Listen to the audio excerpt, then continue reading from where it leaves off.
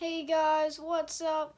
We are doing part number 4 of Young Core Rankings, and we're doing 12 to number 7 right now, so let's just get right into it. On number 12, we have the Memphis Grizzlies with players like John Morant, Jaren Jackson Jr., Brandon Clark, Nazir Reed, Melton, Grayson Allen, Josh Jackson. They have a lot. It's just they do have the star player. It's just they don't have an experienced player on the list so far, the experienced star. And truly, if they even had just a really good experienced player, not even star, they'd be so much higher. But just because the other teams on this list have stars, Memphis isn't ranked higher, but I do believe they could be ranked higher next year. John Morant just puts up a great year. Jaren Jackson Jr. just puts up a great year. One of them, they're going to be ranked way higher.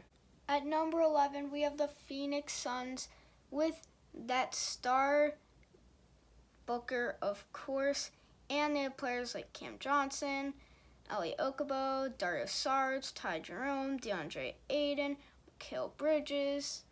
Oh my gosh, there's so much stars. Even Jared Harper. There's a lot of players there, but they have one star. I don't think DeAndre Ayton's going to turn out to be a star. Truly, I believe he might turn out to be a bust. I think he might have been the top 5 in that draft class, but definitely not number 1. But Devin Booker, he's a star. Just I don't feel like his success translates to his team's success, and it's been showing that. Unless his team can step it up, I'm going to be ranking them lower just because Devin Booker, star player, amazing stats, his team doesn't do that good. I just realized that Nazir Reed is in fact not on the Memphis Grizzlies, but he is on Minnesota Timberwolves, which is a big pickup. And they have that star player, Cat. They have Tyus Jones, Andrew Wiggins, Bates Diop, Jared Culver, and of course Nazir Reed, which we just talked about. And they even have Josh Okogie, who's really underrated. Truly, I believe that guy can be a star. Andrew Wiggins has one of the worst contracts in the NBA, though, which sets the Timberwolves so low. But because of Cat, just elevates him so much. I think he's going to be on another level next season. He's going to step up his game. And the Minnesota Timberwolves, they're not that good, which puts them way lower. But maybe with Jarrett Culver, Cat, Andrew Wiggins, all them, maybe if they could trade Wiggins, their team is going to be way better, which is going to translate to a higher ranking because their team will have more success. Milwaukee is at number 9, and they have Giannis, and that's pretty much it. That's the only reason they're ranked that high. They do have DJ Wilson, Dante DiVincenzo, Duval, Sterling Brown. But none of those players really get any minutes except for Sterling Brown, which he doesn't even get that much minutes in the playoffs. Neither does DJ Wilson. DiVincenzo is injured. And Giannis, he's the only reason that the team is this high. He was the MVP of the entire league last year, led the team to have 60 wins, number 1 in the NBA, and win 2 games in the Eastern Conference Finals. He's going to keep improving. But when you have the MVP, you're going to be ranked in the top 10 for the Young Core rankings.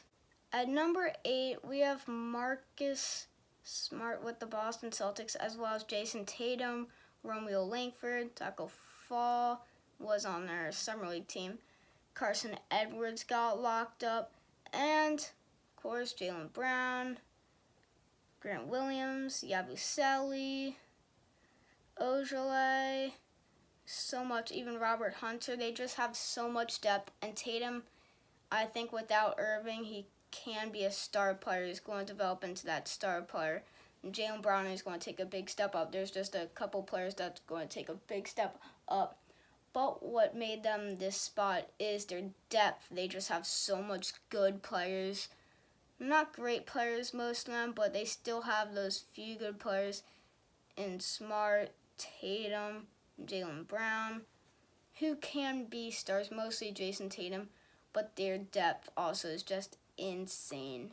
At number 7, we have the New York Knicks, and most people would disagree with me and say that they're not good at all. Their young core is even bad. But their young core is pretty solid with Dennis Smith Jr., Bobby Portis, Alfred Payton, Frank Ntilikina, Alonzo Trier, Damian Dotson, Mitchell Robinson, Kevin Knox, Julius Randle, R.J. Barrett. They just have so much, even Alfred Payton. They just have, I already said that, but I mean, I think he might turn out to not be a bust. I'm just saying. But they just have so much players because they're such a young team. They didn't pick up a lot of people. They even had Bobby Portis. And R.J. Barrett definitely can be a star. I think he can either be a big bust or the face of the NBA. And Julius Randle has proven himself.